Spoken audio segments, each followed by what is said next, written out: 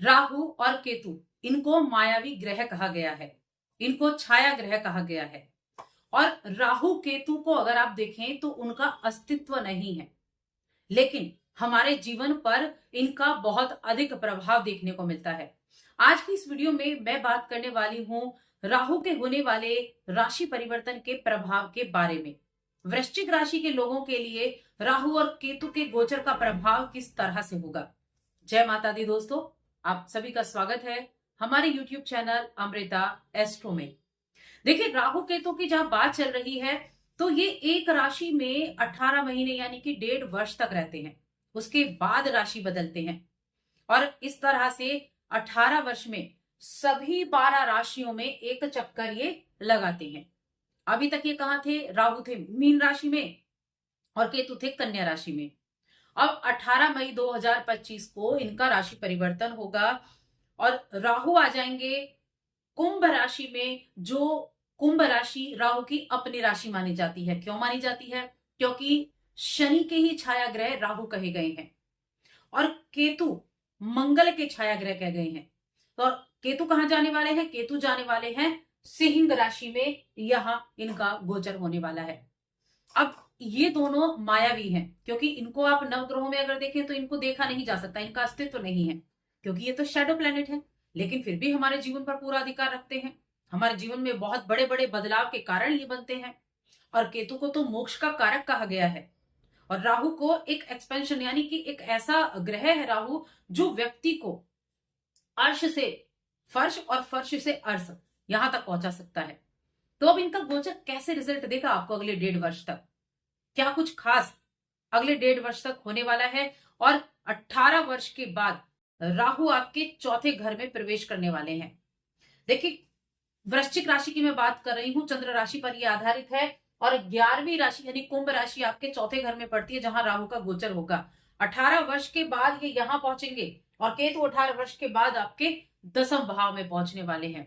दोनों का रिजल्ट अलग तरीके से आपको देखने को मिलेगा। राहु की अगर मैं बात करूं तो राहु क्या है? राहु वो प्लैनेट है जो आपको पारंपरिक चीजों से हटकर सोचने की ताकत देता है, यानी कि भौतिक सुखों का स्वामी है या भौतिक इच्छाएं जो होती है ना, उनको प्राप्त करने का है इसके अंदर, कि जो भी दिख रहा है वो सब मुझको चाहिए। और केतु क्या है? केतु कहता है बाहरी दुनिया बेकार है, केतु आंतरिक सुख है। तो अब यहां इनका चौथे घर में बैठना कैसे रिजल्ट आपको देगा? देखिए, राहु जो है, राहु का चौथे घर में बैठना, जहां ये बैठेगा उसका विस्तार करेगा, सबसे पहली चीज। अब चौथा घर क्या है? चौथा घर वाहन, मकान, सुख सुविधाओं का, माताओं का है। अब चौथे घर में बैठने से क्या होगा? प्रॉपर्टी, बड़ी प्रॉपर्टी। अगर आप काफी समय से प्रॉपर्टी को खरीदना चाह रहे थे और खरीद नहीं पा रहे थे, तो अब ये वो समय होगा जब आप कोई बहुत अच्छी प्रॉपर्टी खरीद सकते हैं, बड़ी प्रॉपर्टी। देखिए, राहु जहां बैठा ना, वहां सब बड़ा होने वाला है। अब बड़ा घर, अगर किसी के नेटल चार्ट में यानी कि अगर किसी की जन्म पत्रिका में राहु चौथे घर में हो तो आप देखेंगे कि उसका घर बड़ा होता है, बड़े घर में वो रहने वाला होगा, प्रॉपर्टी खरीदेगा, प्रॉपर्टी बहुत बड़ी प्रॉपर्टी उसके पास होगी। अब अगर आप अपनी कुंडली दिखाना चाहते हैं तो यहाँ आपको स्क्रीन पर नंबर मिल जाएगा या डिस्क्रिप्शन में आपको नंबर मिल जाएगा, वहां आप दिखा सकते हैं। बड़ा घर, बड़ी प्रॉपर्टी की चाहत अगर आपके मन में है तो वो चाहत आपकी पूरी होने वाली है, अगर राहु आपके लिए पॉजिटिव है।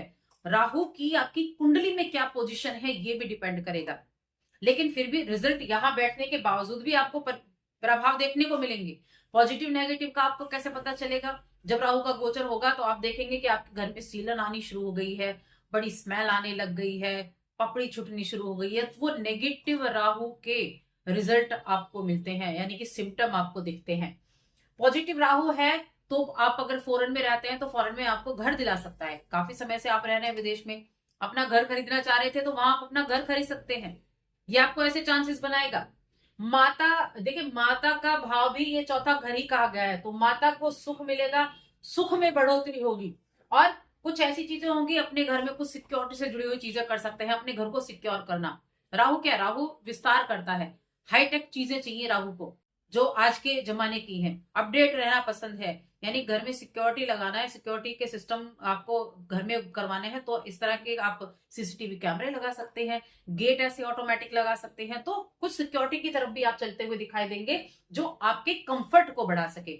ऐसी चीजें भी यहाँ राहु के गोचर से होने वाली है। राहु देखिए, राहु का सोच का दायरा इतना बड़ा है कि जब कुछ इन्वेंशन होता है तो राहु के शुभ प्रभाव से होता है, क्योंकि ये क्या करता है, कोई लिमिट नहीं है। और जब आप लिमिट से आगे बढ़कर सोचते हैं, लिमिट से आगे हम करते हैं, तब कुछ नई चीज पैदा होती है, तब कुछ नया इन्वेंशन होता है। तो यहाँ राहु के ये गोचर आपके लिए अच्छा है, लेकिन साथ में थोड़ा सा पारिवारिक जीवन पर ध्यान भी रखना होगा। थोड़ा कंफर्ट तो रहेगा, लेकिन घरेलू जीवन में थोड़ा लचीलापन आपको रखना होगा। स्थान परिवर्तन होगा, प्रॉपर्टी वगैरह भी आप खरीद सकते हैं। आप खुलकर बातचीत अपने परिवार वालों के साथ करेंगे तो अच्छा रहेगा। किसी तरह की कोई गलत फहमी ना पनपे, इसका ध्यान रखें।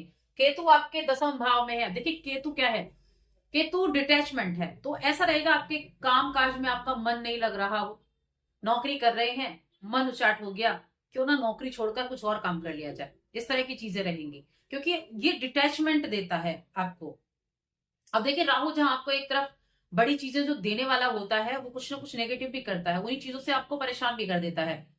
केतु का इस घर में आना, ये आपके बॉस हो गए, आपके सीनियर्स हो गए, आपके वर्क प्लेस पर, आपके ऑफिस में, उनसे आप उलझ सकते हैं।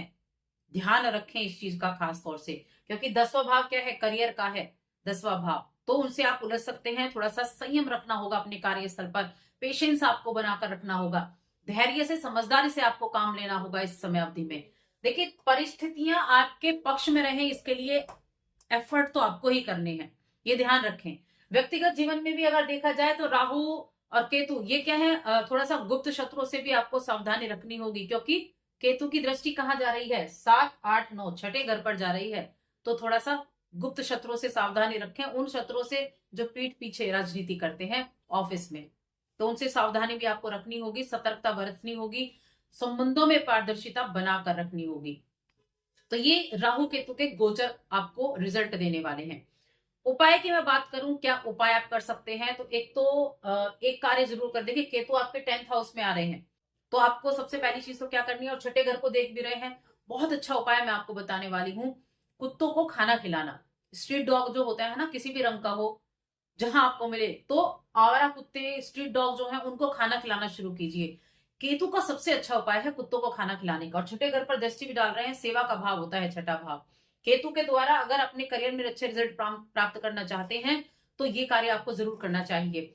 साथ में शनिवार के दिन मंदिर में नारियल आप दान कर सकते हैं, इस एक उपाय को कर सकते हैं। और राहु के लिए प्रत्येक सोमवार को शिवलिंग पर दूध का अभिषेक करें, प्रत्येक सोमवार को, और रुद्राभिषेक भी कर सकते हैं समय समय पर। तो ये आपके लिए बहुत अच्छे उपाय होने वाले हैं। तो बस आज की इस वीडियो में इतना ही। वीडियो कैसी लगी हमें कमेंट करके बताएं, चैनल पर पहली बार आए तो सब्सक्राइब करके जाएं। जय माता दी।